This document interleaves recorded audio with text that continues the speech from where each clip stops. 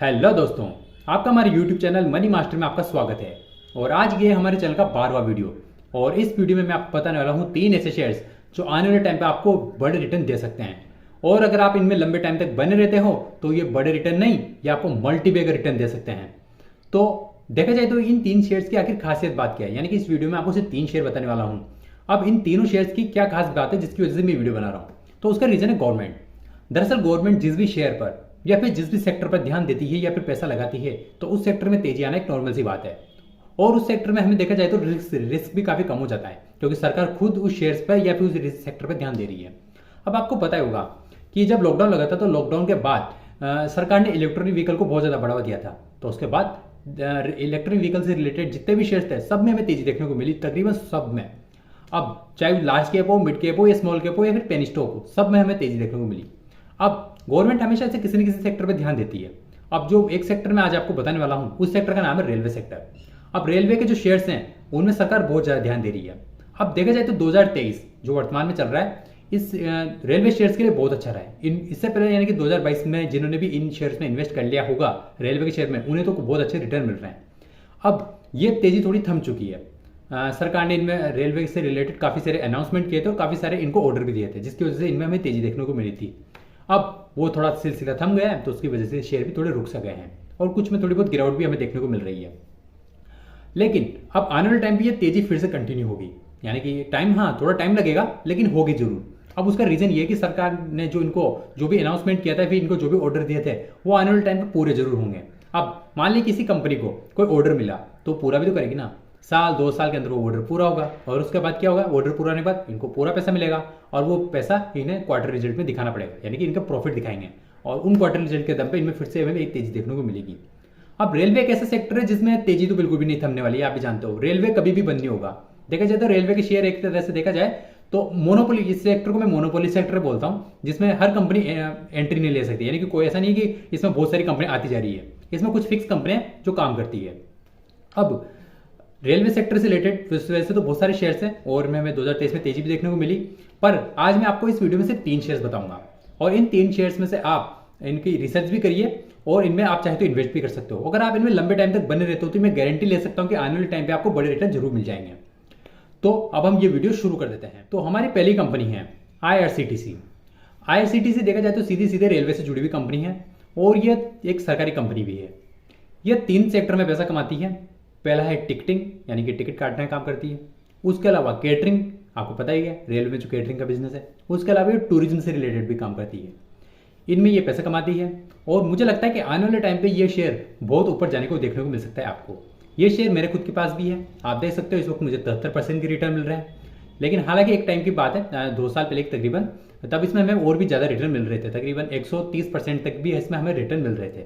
लेकिन हुआ ऐसा कि उसके बाद जब इसमें जो बोनस अनाउंसमेंट हुई थी, बोनस या स्प्लिट उसमें हुआ था, तो उसके बाद इस शेयर में तेजी देखने को मिली और जब वो इवेंट खत्म हो गया तो उसके बाद इसमें हमें फिर धीरे धीरे धीरे करके हमें गिरावट देखने को मिली और आज हमें मिल रहा है 73%। पर मैं आपको गारंटी के साथ कह सकता हूं कि आने वाले अगले साल या 2 साल के अंदर आपको ये रिटर्न 73% जो रिटर्न दिख रहे हैं ये 100% में कन्वर्ट हो जाएंगे। यानी कि मेरा पैसा तकरीबन देखा जाए तो 3 साल में ही डबल हो गया है।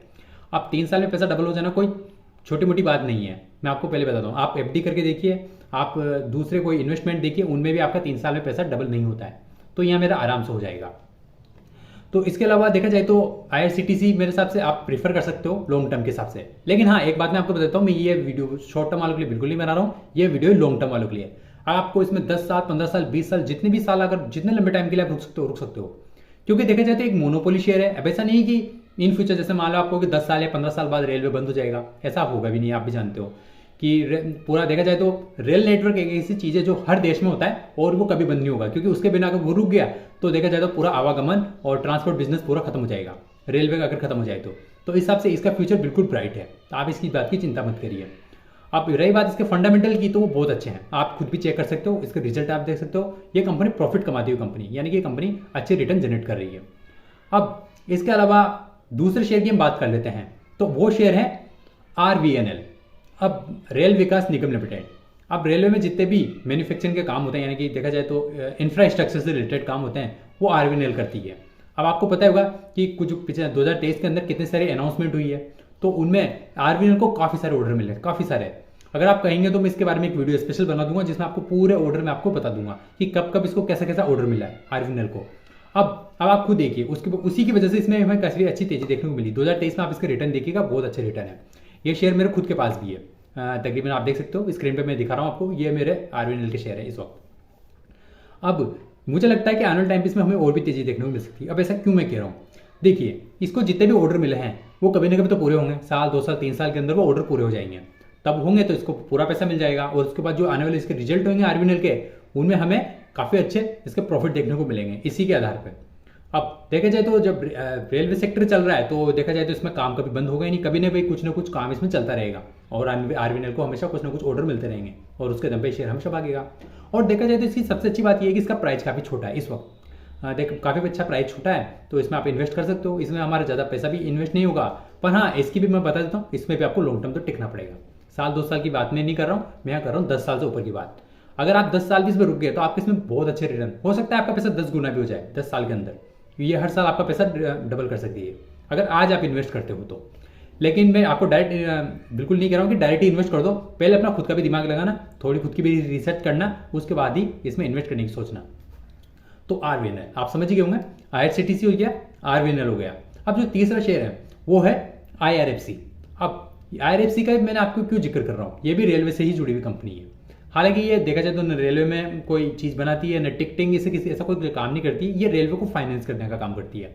यानी कि रेलवे में जितनी भी कंपनियां हैं उनको जब भी पैसे की जरूरत पड़ती है तो वो आईआरएफसी के पास ही जाती है और वो आईआरएफसी से लोन लेती है और उसी लोन के पैसे से वो काम करती है।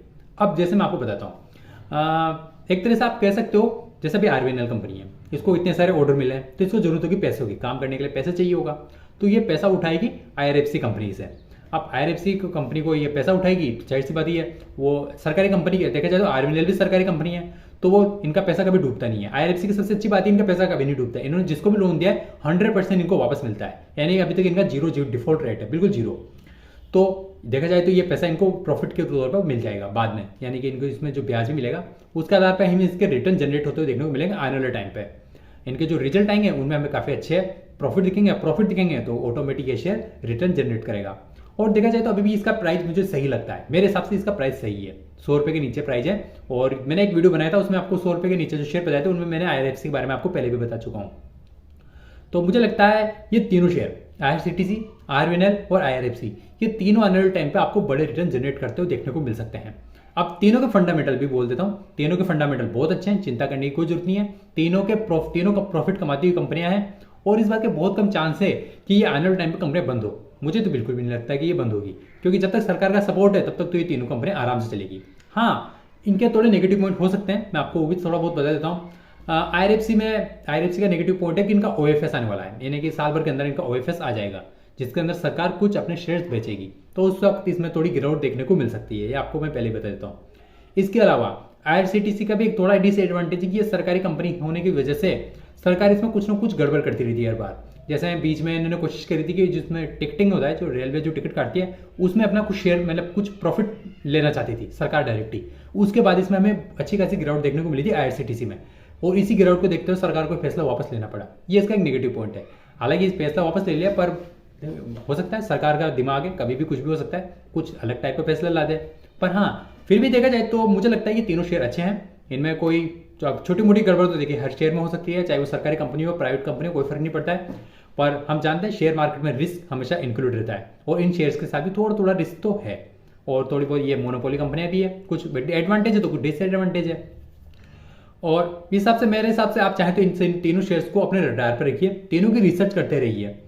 और हो सकता है एक चीज और बताता हूँ, अगर आप इनमें इन्वेस्ट करें तो बहुत अच्छा, और ना भी करें तो भी इनको आप लिख के रख लीजिए, मतलब पेपर ट्रेडिंग की तरह, जैसा आप पेपर ट्रेडिंग करते हो उसी तरीके से लिख लीजिए। मान लीजिए कि आपका जिसका आज की डेट में इसका प्राइस लिख लीजिए, और इन फ्यूचर 10 साल बाद इनका प्राइस देखिएगा कि क्या प्राइस चल रहा है, यानी कि उसके बाद आप खुद देखिएगा कि अगर मैं 10 साल पहले इनमें इन्वेस्ट कर देता तो मुझे आज कितना पैसा मिल रहा होता।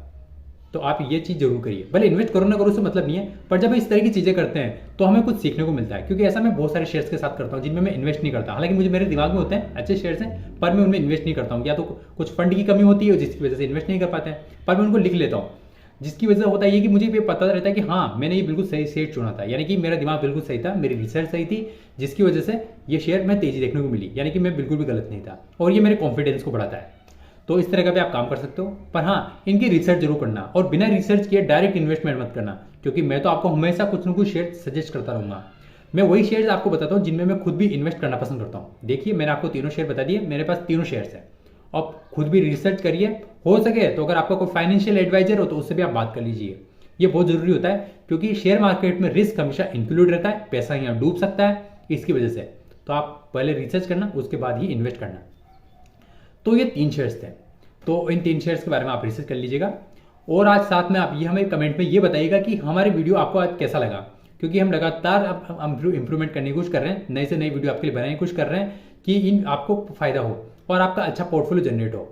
ये वीडियो लॉन्ग टर्म इन्वेस्टरों के लिए था, तो लॉन्ग टर्म इन्वेस्टर्स के हिसाब से इन शेयर्स को आप लंबे टाइम के लिए इन्वेस्ट कर सकते हो। तो ये वीडियो आपको कैसा लगा इसके बारे में आप हमें कमेंट में जरूर बताइएगा, और वीडियो पसंद आया तो वीडियो को लाइक करना, और चैनल पर पहली बार आए तो चैनल को सब्सक्राइब करना, क्योंकि हम आपके लिए हमेशा ऐसे ही वीडियो हमेशा लेके आते रहते हैं।